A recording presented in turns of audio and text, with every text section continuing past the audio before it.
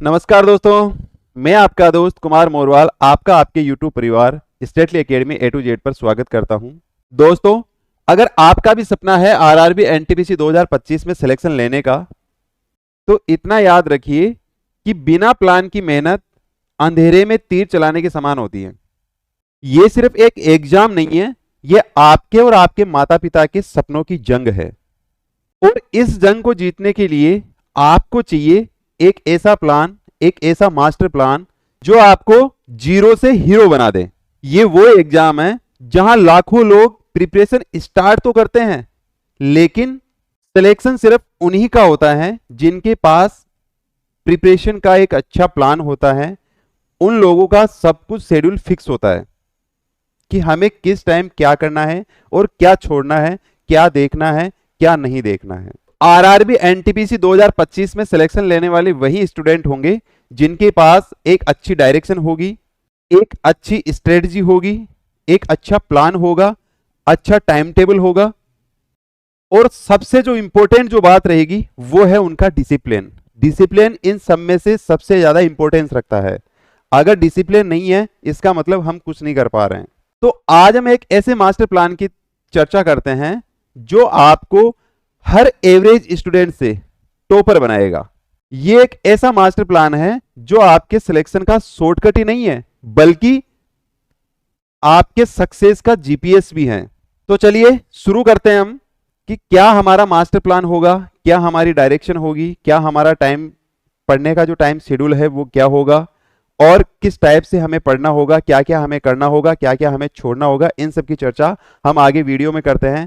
सबसे पहले मैं आपको बता दूं कि अगर आप इस चैनल पे नए हैं तो चैनल को सब्सक्राइब कर लीजिए और वीडियो को अंत तक जरूर देखना। बीच में स्किप करोगे तो कुछ नहीं मिलेगा। स्किप अगर करना है तो आप अभी स्किप कर दो और कोई दूसरी चीज आप देखना स्टार्ट कर दो। तो सबसे पहले हम चर्चा करते हैं कि भाई हमारा जो है वो सिलेक्शन प्रोसेस क्या होगी इस एग्जाम में। तो मैं बता दूं आपको कि इसकी सिलेक्शन प्रोसेस में हमने एक बार पहले भी चर्चा की है कि सिलेक्शन प्रोसेस यही है कि आपका पहला जो एग्जाम लगेगा वो सीबीटी 1 लगेगा, कंप्यूटर बेस्ड टेस्ट होता है। ये आपका फर्स्ट लगेगा। इस फर्स्ट में कौन कौन से टॉपिक से, कौन कौन से सब्जेक्ट से क्या क्या वेटेज रहता है वो सब हम चर्चा आगे करने वाले हैं। इसके बाद में जैसे आप इसको पास कर जाते हैं आपका सीबीटी 2 होगा। सीबीटी 2 में क्या क्या होता है वो सब भी हम आगे चर्चा करते हैं। और उसके बाद में आपका डीवी होगा और अगर मेडिकल की रिक्वायर्ड है तो मेडिकल भी आपका होगा। ठीक है, इसके बाद में हम चर्चा करते हैं कि भाई एग्जाम पैटर्न सीबीटी फर्स्ट में किस किस सब्जेक्ट से कितने कितने क्वेश्चन आते हैं ये एक बार अपन देख लेते हैं। तो सबसे पहले मैं बता दूं जनरल अवेयरनेस से 40 क्वेश्चन आते हैं, मैथमेटिक्स से आपके पास 30 क्वेश्चन आते हैं और रीजनिंग से आपके पास 30 क्वेश्चन आते हैं। टोटल जो है वो 100 मार्क्स का पेपर होता है। ईच क्वेश्चन जो है वो आपका 1 नंबर का होता है, मतलब 100 नंबर का ये आपका पेपर होता है। टाइम ड्यूरेशन की अगर हम बात करें तो इसमें 1.5 घंटा आपको मिलता है, यानी टोटल 90 मिनट मिलती हैं। और इसमें अगर नेगेटिव मार्किंग की अपन बात करें तो नेगेटिव मार्किंग 1/3 होती है। ठीक है, अब हम चलते हैं कि इसका सीबीटी 2 का जो पैटर्न होगा इसको पास करने के बाद में तो वो क्या होगा। तो सीबीटी फर्स्ट में और सीबीटी 2 में आप देख पा रहे हैं कि भाई इसका जनरल अवेयरनेस का वेटेज बढ़ाकर इसने क्या कर दिया, 50 कर दिया है। आप देख सकते हैं सीबीटी फर्स्ट में 40 था, इसके बाद में सीबीटी 2 में इसने 50 कर दिया। इसी प्रकार मैथमेटिक्स के 5 क्वेश्चन बढ़ा के 35 कर दिए, जबकि सीबीटी फर्स्ट में 30 थे। ठीक इसी प्रकार सीबीटी फर्स्ट में 30 रीजनिंग के क्वेश्चन आएंगे, लेकिन सीबीटी 2 में वेटेज बढ़ा के कितना कर दिया, 35। यानी इस बार जो सीबीटी 2 होगा वो आपका 120 क्वेश्चंस पे होगा। ईच क्वेश्चन वही 1 नंबर का होगा और वही नेगेटिव मार्किंग 1/3 होगी। टाइम ड्यूरेशन भी आपको वही मिलना है। अब देखो सीबीटी फर्स्ट में और सीबीटी 2 में आपको टाइम ड्यूरेशन सेम मिल रहा है, जबकि क्वेश्चंस की संख्या बढ़ा दी गई है। इसका मतलब ये हुआ कि सीबीटी फर्स्ट में जो क्वेश्चन आएंगे हो सकता है थोड़े लो लेवल के हों, लेकिन सीबीटी 2 में अगर क्वेश्चन आएंगे तो क्वेश्चन का लेवल भी थोड़ा अप होगा और वेटेज भी ज्यादा होगा। तो मैं कहता हूं कि सीबीटी फर्स्ट की तुलना में आपको सीबीटी 2 की ज्यादा तैयारी करके चलनी पड़ेगी। यानी सीबीटी फर्स्ट और सीबीटी 2 दोनों की जो तैयारी है वो आपकी शुरू से ही दमदार रहनी चाहिए। अगर आप ये सोचते हैं कि पहले हम सीबीटी पास कर लेते, सीबीटी फर्स्ट पास कर लेते हैं, उसके बाद में हम सीबीटी 2 की तैयारी कर लेते हैं, मैं कहता हूं समय को गंवाना है, उससे कुछ हासिल होने वाला नहीं है। आपको जो तैयारी करनी है साथ के साथ ही करते चलिए।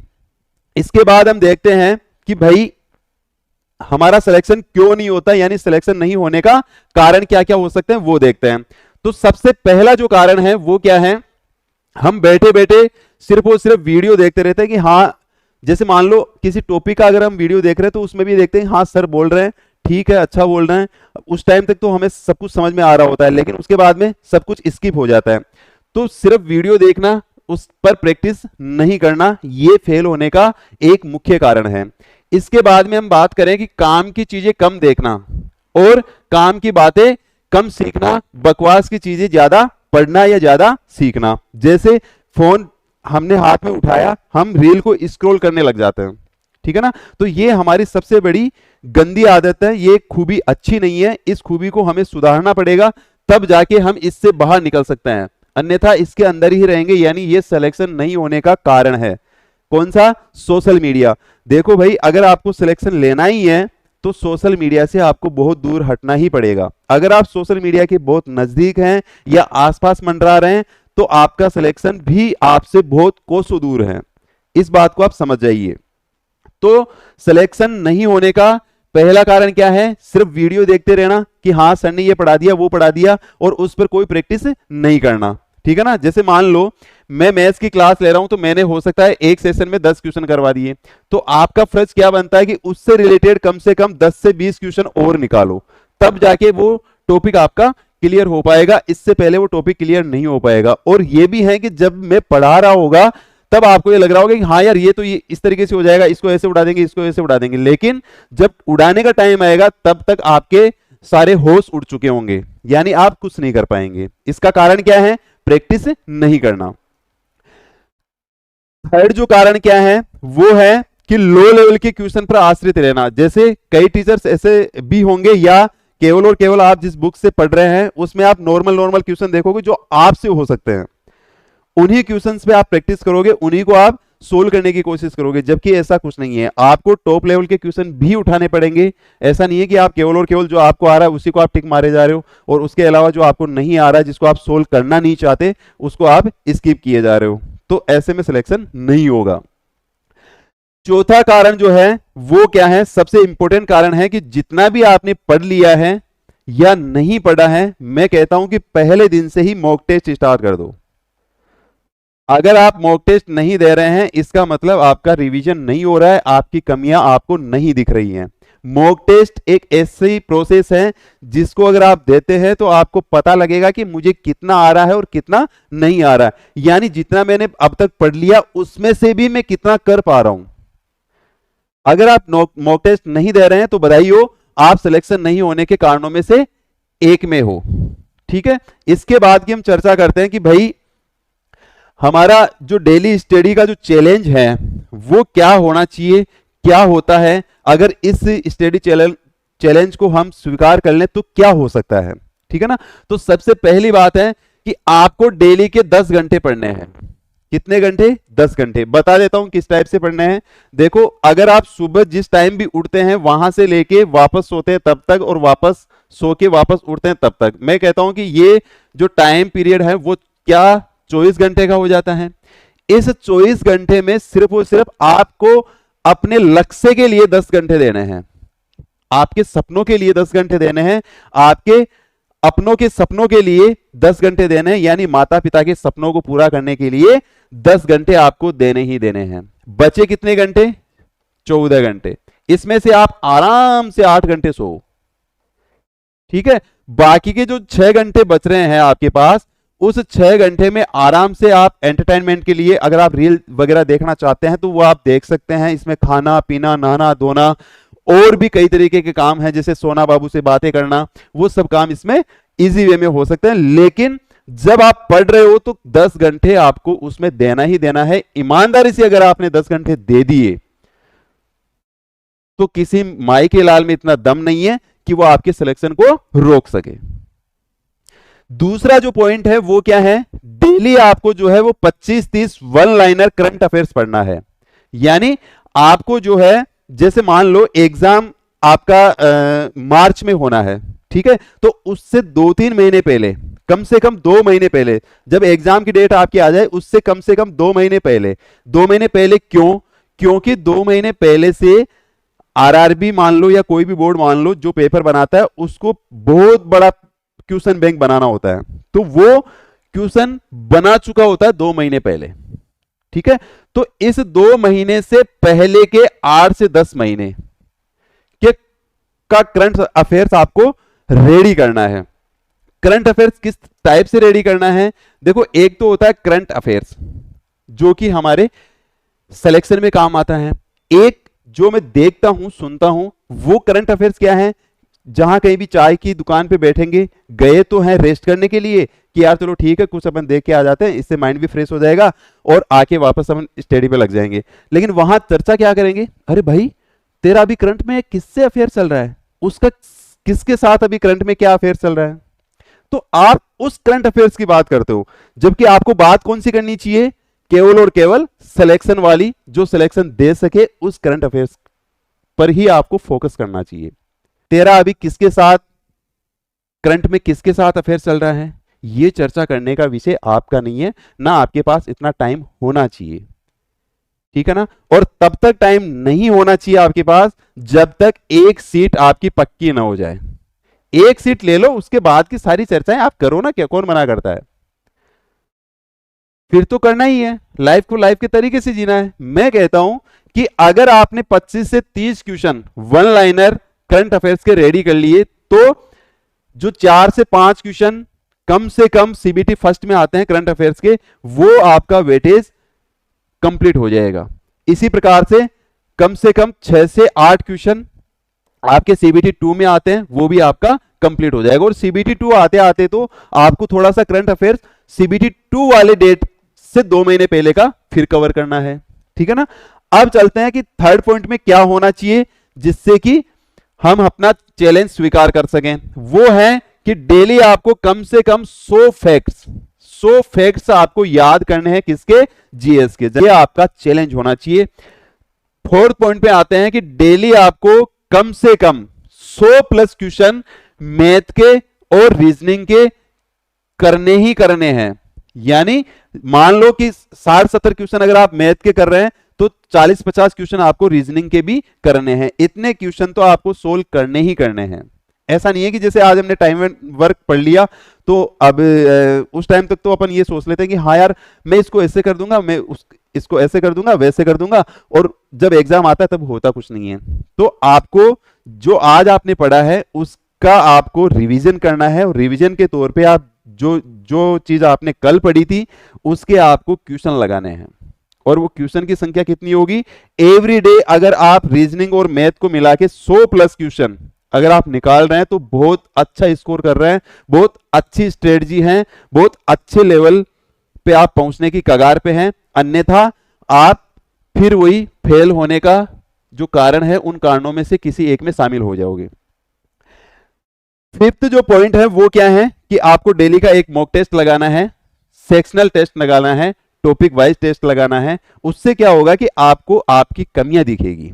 कमियां इस टाइप से दिखेगी कि हाँ यार इस लेवल का अगर कोई क्वेश्चन मान लो इस मॉक टेस्ट में आया है तो ये मैं सोल्व क्यों नहीं कर पाया, तो उसको आप सोल्व करने की कोशिश करेंगे। जैसे आप कोशिश करेंगे हो सकता है आप एक नई चीज सीख लो, और हो सकता है कि उसी टाइप का क्वेश्चन आपके एग्जाम में आ जाए, तो चांस ये बनता है कि आप उस क्वेश्चन को कभी गलत नहीं करोगे, ठीक है ना। तो मॉक टेस्ट और आपका सेक्शनल टेस्ट एवरीडे होना चाहिए। मतलब आपको प्रतिदिन एक मॉक टेस्ट और एक सेक्शनल टेस्ट जरूर लगाना है। इसके अलावा और कोई दूसरा चारा आपके पास नहीं बचता है। अब बात करते हैं भाई सिलेबस की स्ट्रेटजी क्या होगी। तो सिलेबस की स्ट्रेटजी जो होगी वो होगी कि सबसे पहले तो आप जिस एग्जाम मतलब जो आरआरबी एनटीपीसी जो एग्जाम है इसका आप सिलेबस रीड कर लो एक बार। तो आप जो पीडीएफ फॉर्मेट है या जो भी है उसका आप सिलेबस रीड कर लो। उस रीड के बाद में मतलब वो पढ़ने के बाद में फिर आप देखो कि भाई मुझे अब टॉपिक वाइज उस सिलेबस को कंप्लीट करना है, चाहे तो मैं यूट्यूब से करूं और या फिर मैं कोई पेड कोर्स ले लूं। तो मैं तो ये कहूंगा, मैं स्पेशली मैथ्स के लिए कह रहा हूं कि मैथ्स का कंप्लीट फाउंडेशन बैच आपका इसी चैनल पर बिल्कुल फ्री ऑफ कॉस्ट है और जीरो लेवल से हीरो लेवल की मैथ मैं खुद करवा रहा हूं। तो इस मैथ्स के लिए स्पेशली आपको पेड कोर्स लेने की आवश्यकता नहीं है।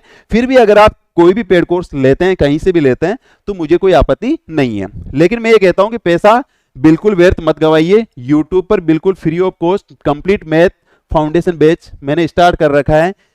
वो आपको डेली क्लास मिलती है, मॉर्निंग और इवनिंग दोनों टाइम आपको क्लास मिलती है। तो मुझे लगता है कि जब तक आपकी एग्जाम आती है तब तक तो हो सकता है शायद बहुत कुछ वहां क्लियर हो जाए।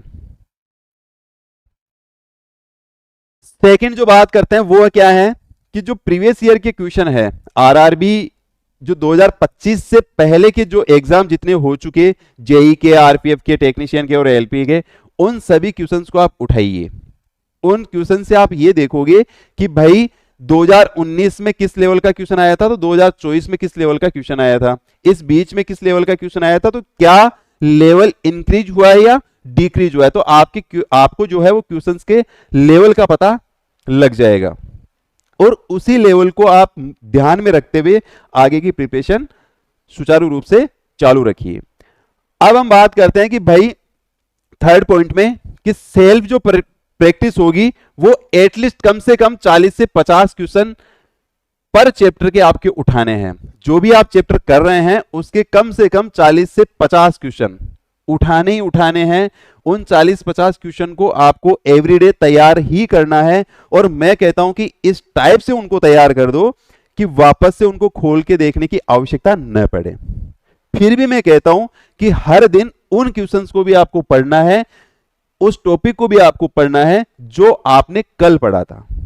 आप उसमें कम समय दे सकते हैं, आगे का जो टॉपिक आप क्लियर कर रहे हैं उसमें आप समय दीजिए, लेकिन कल वाला जो आपने पढ़ा है उसमें भी आपको समय देना ही पड़ेगा। तब जाके वो सारी चीजें इतनी क्लियर हो जाएगी कि एक समय के बाद में आपको कहीं से भी कोई से भी पन्ने को पलट के कुछ भी पूछा जाए आप सटीक और बिल्कुल क्विकली आंसर देंगे। आगे पॉइंट्स की अपन बात करते हैं कि कम से कम 8 से 9 मंथ्स का आपका करंट अफेयर्स कंप्लीट होना चाहिए। ये 8 से 9 मंथ्स वो होंगे जो आपका एग्जाम का जो डेट होगा, जैसे एग्जाम की डेट सपोज डेट मार्च 2026 घोषित हो गई कोई भी, तो उससे आपको 2 महीने पहले से 8-10 महीने का करंट अफेयर्स रेडी करना है। 2 महीने पहले से 8-10 महीने का, ठीक है ना। फोर्थ पॉइंट की अपन बात करते हैं, फिफ्थ पॉइंट की। तो वो पॉइंट क्या है, वही पहले मैं बता चुका है कि सेक्शनल आपको मॉक टेस्ट देना है और क्विज ऑफ ईच चैप्टर, मतलब हर चैप्टर का आपको क्विज देना है, सेक्शनल मॉक टेस्ट देना है और डेली आपको एक मॉक टेस्ट देना ही देना है। इसके बाद की हम चर्चा करते हैं। आप कहोगे जी हमारा शेड्यूल क्या हो, हम कैसे पढ़े कि हमारा सिलेक्शन इजी हो, 100% हमारा सिलेक्शन हो जाए। तो देखो, सबसे पहले मैं बात करूं कि भाई मैथ्स जो है वो एक बार के लिए सबके लिए टफ ही होता है, इतना टफ सब्जेक्ट है नहीं। आप किससे पढ़ रहे हैं डिपेंड ये करता है, बल्कि इतना टफ होता नहीं है, लेकिन फिर भी मैथ्स प्रैक्टिस मांगती है। तो प्रैक्टिस के लिए मैं ये कहूंगा कि मैथ्स को पढ़ने के लिए आपको कम से कम 3 घंटे देने हैं। प्रतिदिन आपको 3 घंटे देने ही देने हैं, जिसमें आपको कल पढ़ा हुआ भी पढ़ना है। चाहे भले ही आप 15 मिनट ही देखो, कोई भी आप कंसेप्ट जो आपने कल पढ़ा था उसको भले ही आप 15 मिनट के लिए रिवाइज करो, लेकिन उसको करना ही करना है, ठीक है। इस 3 घंटे में क्या क्या करना है वो मैं पहले बता चुका। कम से कम 40-50 क्वेश्चन तो आपको लगाने हैं। अब बात करते हैं कि भाई रीजनिंग को कितने टाइम पढ़ें। तो मैं कहता हूं कि 1.5 घंटा सफिशियंट है। आप 1.5 घंटा अगर आप रीजनिंग को पढ़ते हैं तो बहुत है, 1.5 घंटा रीजनिंग के लिए बहुत है। अब आता है जीएस फैक्ट्स, यानी आपको कम से कम 100 फैक्ट्स एवरीडे पढ़ने हैं, जिनके लिए आपके पास टाइम होना चाहिए कम से कम 2 घंटे।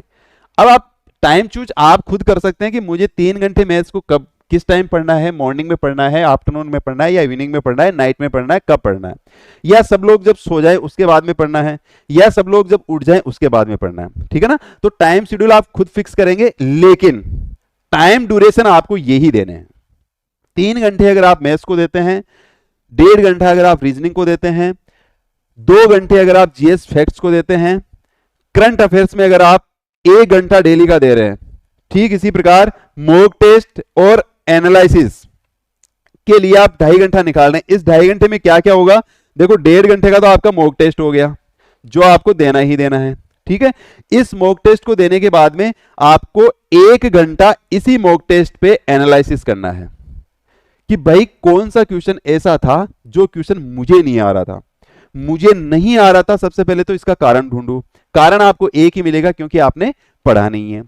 दूसरी चीज, भाई नहीं आया तो कोई बात नहीं है, लेकिन अब मैं इसको क्लियर कर लेता हूं। तो कई बार क्या होगा कि भाई जो क्वेश्चन आपको मॉक टेस्ट में नहीं आ रहा है ना, वो क्वेश्चन आपका as it is same day clear हो जाएगा। देखो भाई साफ बात है, मैं आपको एक चीज बता देता हूं और वो आपको सीख लेनी चाहिए, बहुत अच्छा लगेगा आपको। मैं बता देता हूं उस चीज को कि भाई और एक्स्ट्रा क्या कर सकते हैं।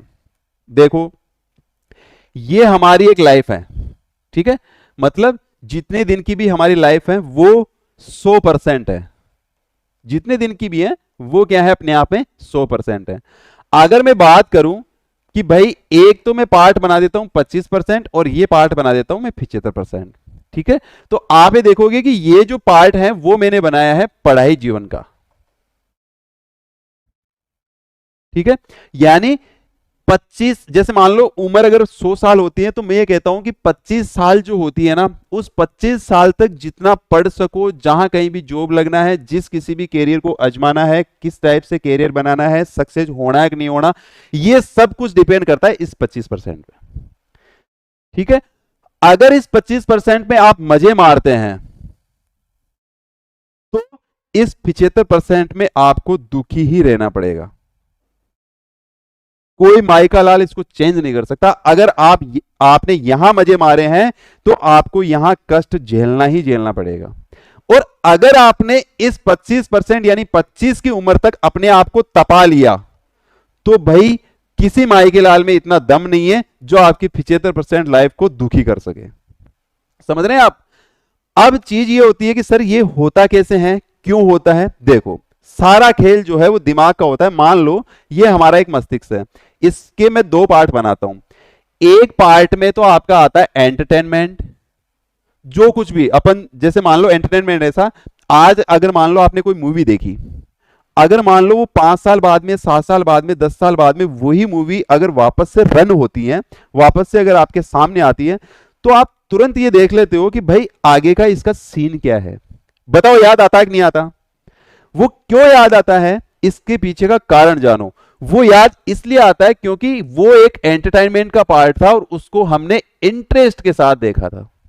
किसके साथ देखा था, इंटरेस्ट के साथ। समझ रहे हैं आप।